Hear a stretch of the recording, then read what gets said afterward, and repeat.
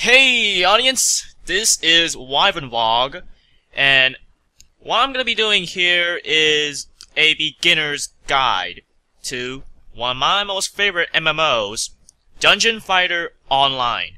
Now over here we have the channel select screen. This is very important if you want just a little bit more of that extra experience. Here you can see that this one's Grand Floors, and when you mouse over it, it'll tell you you'll get bonus experience from doing the following dungeons.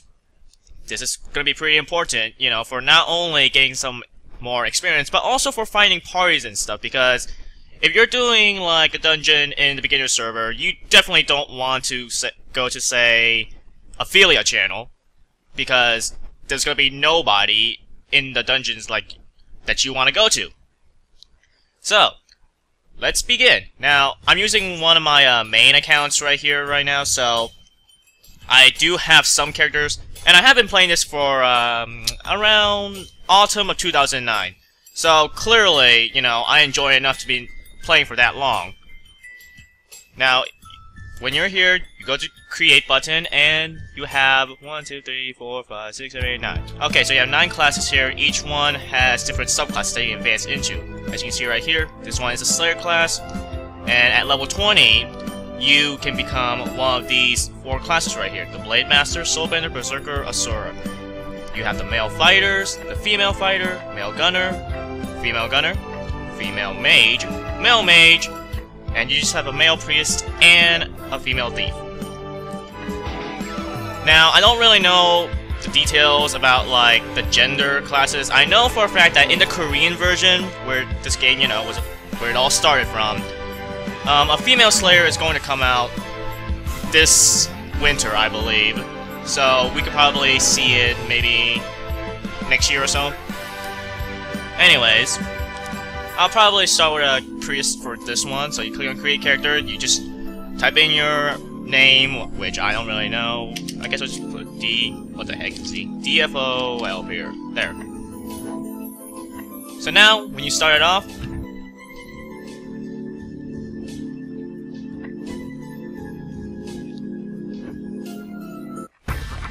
you'll have a little bit of an intro scene right here. Destruction yields creation. Therefore, we shall descend into the consumptive fires, only to arise glorified, a new creation from the ashes of destruction. Now, this is kind of like a comic book kind of thing, like a manga. Although, instead of reading from right to left, you do read it from left to right. You can feel free to pause if you really want to read it. Now, the first few slides, they're the exact same for each character. But, once you move on after this picture, the characters should have their very own, like, specific backstory. Since I'm the priest, I chose the priest, we have this backstory right now.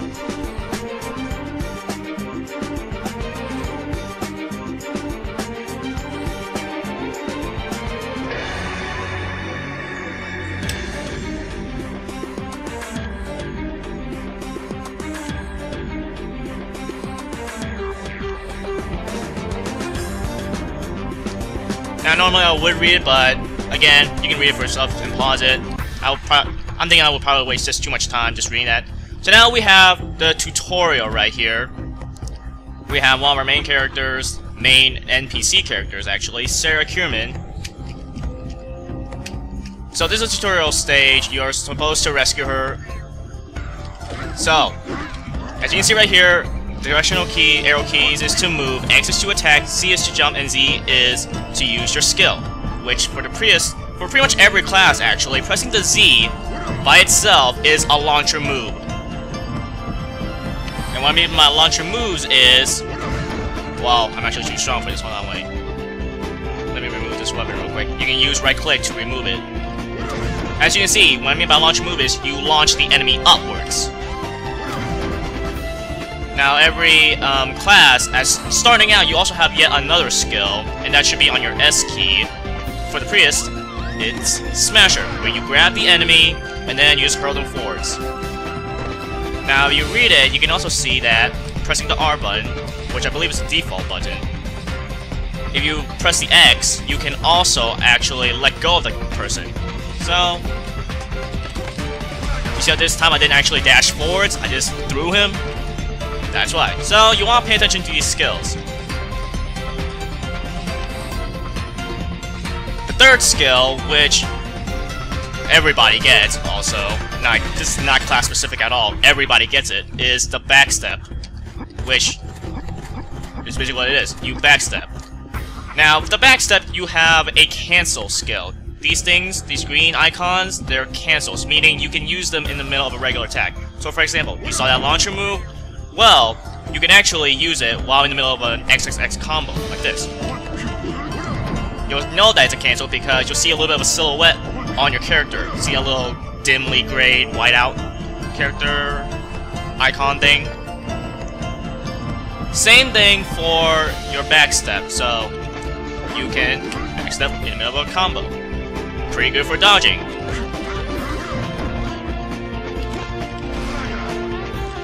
Now, I will want to say one thing. In your options, well, not that, in your hotkeys, I mean, you have this where you can actually map up your, well, hotkeys, basically. However, there is a glitch right now. I have my hotkey set up so that way B is one of my skills, but as of right now, it's glitched, and therefore, whenever you change whenever you change channels, the B is completely gone. So, if you ever want to use this, you will have to remember to go into your hotkeys and press apply. Then close it, every time. Now, to actually, I believe, have this out... Yep. If you want this extra row of hotkeys, though, you need to go into your settings, go to your system, and make sure this thing right here, expand skill hotkeys, is checked. If you don't, if it's not checked, it's completely gone. So, if you want more hotkeys, and trust me, I think you will want to make sure this one is checked. As you can see, right there. Now, you have a little map right here that shows the entire dungeon layout. The little demon head kind of thing is where the boss is. You also see it on the screen itself because the door is now glowing red, where instead of like these glowing blue doors. So you always have a boss that's in pink, that's colored pink, text name I mean. So you just defeat the boss, and that's the end of the dungeon. You can press enter to continue with the text, or you can also use your mouse, left click it. So here is the very first quest that you complete. You should mail before you continue your journey.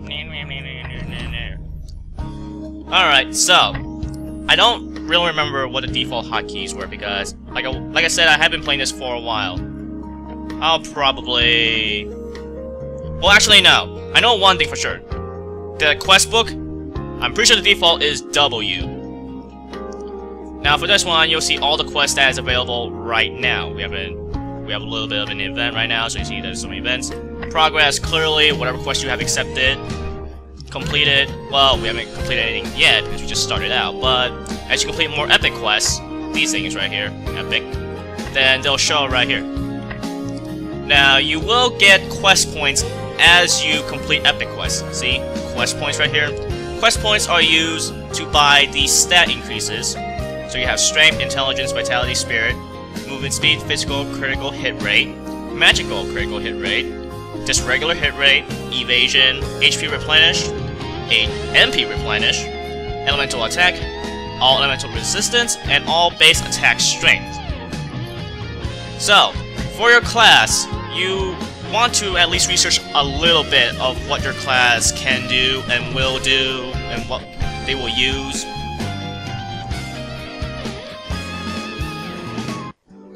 So now we are here in Elvengard. Our very first quest is to talk to Linus. You must be the dungeon fighter to save Serial's life. As you can see, when we completed that, we got 2 quest points. Now, if you want to skip out on just the text, you can also just press escape. You can also right-click it to just get to the very end of it and accept the quest. So now we have the start of an adventure. Here's our new quest. Now, you can actually learn skills from this guy. One very important thing, what you will always want to do, you will always want quick rebound. Now, since we are level 1, we don't have any skill points yet. But whenever you level up, you will get a certain amount of skill points, which you use to buy skills. Now here we have sharing dungeon difficulty. When you first start out, you will not have this at King's Road, Experts, Masters. You will only start out at normal. However, the good thing is, if you decide to make other characters, then whatever dungeons that you have already done, if you have already unlocked the roads, then your other characters will also have the roads. Which makes for really easy quest clearing, basically. So, right now, we're just kind of destroying monsters and stuff. When you go over an item, you just press the X to pick it up. Which, personally, I find sometimes really annoying, but what will you do? That's just how the game is. It's not really all that bad for the most part, though.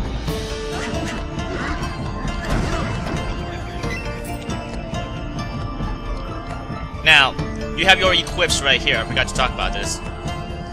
I is your item inventory to, you know, open it up. And to equip something, you can either drag it to the slot, which I find really, it's too slow for me.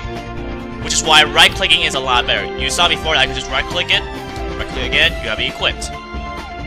In your use, this is basically your usable items, you know, like HP items, or something to boost up your stats. Material, these are items that you will want to collect, because they are used for certain things. Some are used for recipes, some are used for quests. So you really want to take note of that. Professions, I won't go too far into this yet. I'll go farther into it when we actually are at the level for it. And the quest tab right here, these are just quest items. Things that the quest gives you, like, specifically for quests only. So, let's continue on.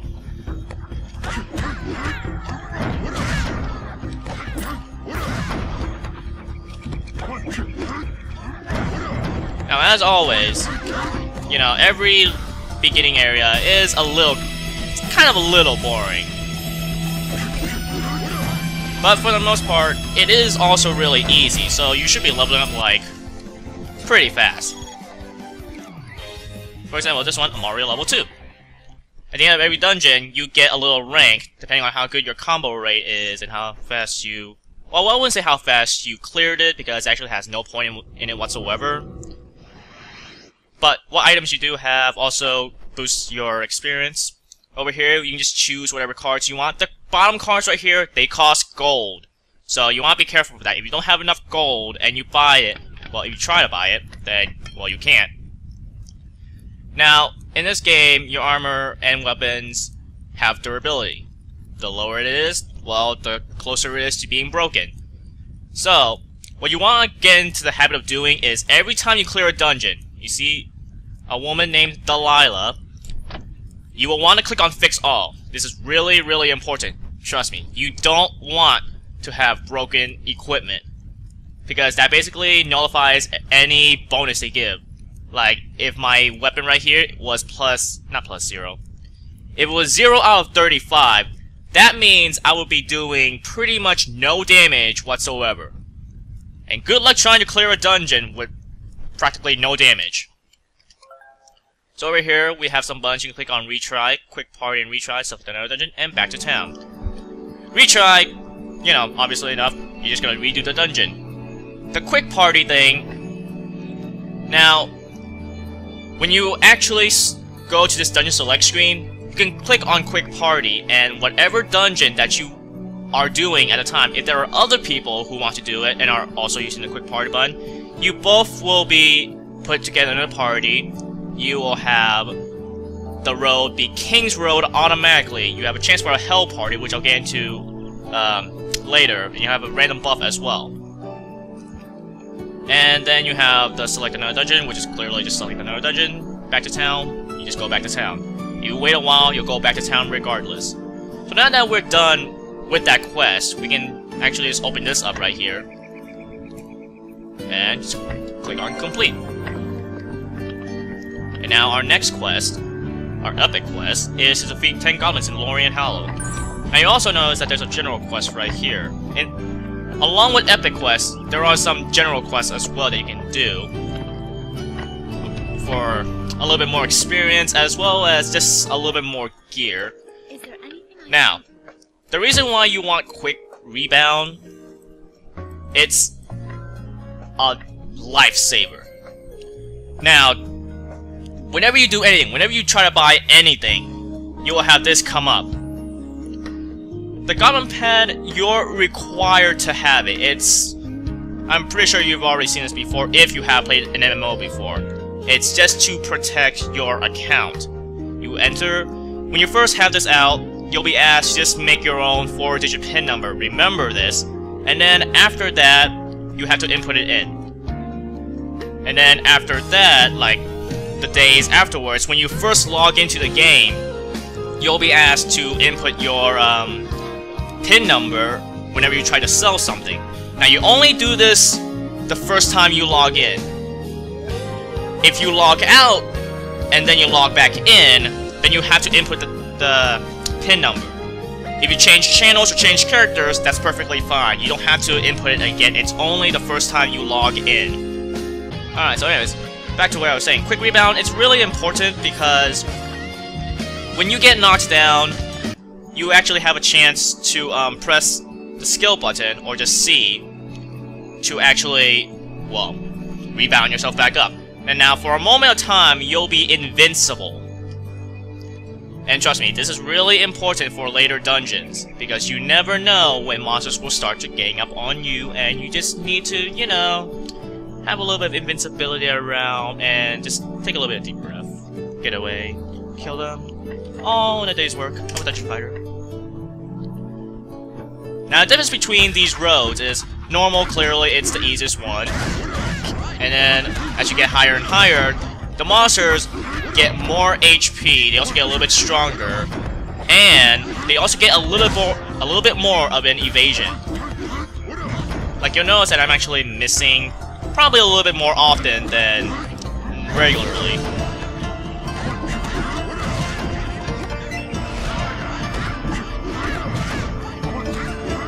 But the good thing is that the higher the road is, the more experience you also get. So, you know, if possible, you'll want to try to play at the highest road possible, because the more experience you get, the faster you'll level up. Now, I'm just here to show off the use of quick rebound. So, let's say you get knocked down, you just press the C, and you'll be in this pose right here. As you can see, when you try to attack me, he did absolutely no damage whatsoever. So, as you can see, it's a really important skill to have.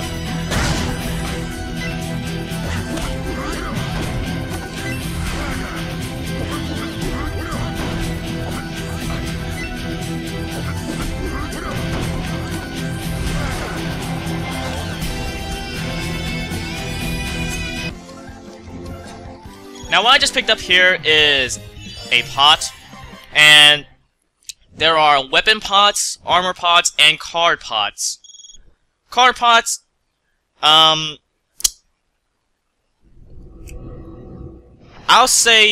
probably start with the weapon pots first, because clearly that's what we got first. So when you have a weapon pot, it's basically just a pot that when you open it up, it gives you a random weapon of whatever the class of the pot is. So this one is a fighter weapon, so when you open this up, you'll get a random fighter weapon. Armor pots, you'll have them saying cloth, leather, light armor, heavy armor, and plate armor. As a priest, and when you first start out, you'll have armor, just 2 pieces equipped actually. But it should be the armor for your armor mastery. So as a priest, as a beginner's priest, you have heavy armor.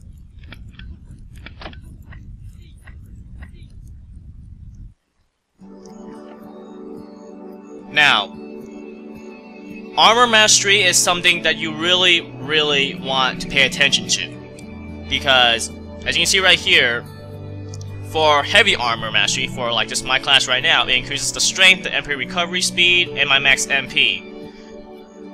The more armor you have, the more bonuses you get. And trust me, there's a reason there's an armor mastery for you. In this game, more defense is not always better, because certain armors give you bonuses depending on what class you are. So if you're a mage, for example, you'll probably want cloth armor, because cloth gives you intelligence and casting speed, and MP regen, and MP max, and all that good stuff. It's designed to make you better, to help you out, make you stronger. So, never ever wear armor of the wrong choice. When you first start out, just do a quick check of it. See what kind of armor mastery you have. For the most part, when you first start out, you should already have armor that is your part of your armor mastery. However, it can change when you subclass. Now, I'll show subclassing in another video. For now, I'll probably end it off here for now. This is probably just gonna be a part 1 kind of thing. I'll continue more with the beginners in the next video. So, I'll see you guys next time.